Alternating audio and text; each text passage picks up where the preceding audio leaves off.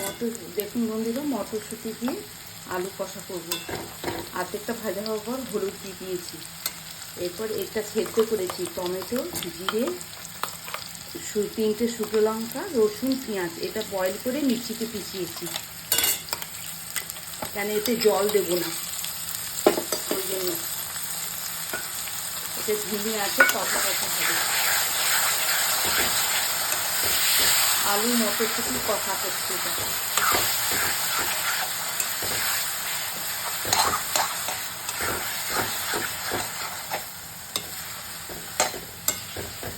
আর লাস্টে এই ধনে পাতা কেটে রেখেছি, ওপর থেকে দেবো। গ্যাস বন্ধ করে দেবো এটা।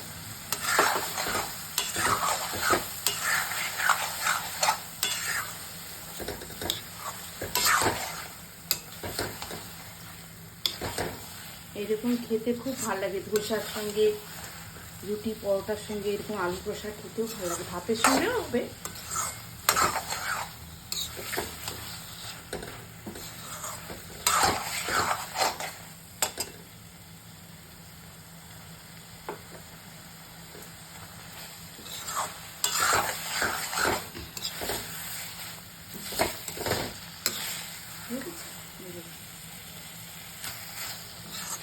আলু মটরশুঁটি কষা।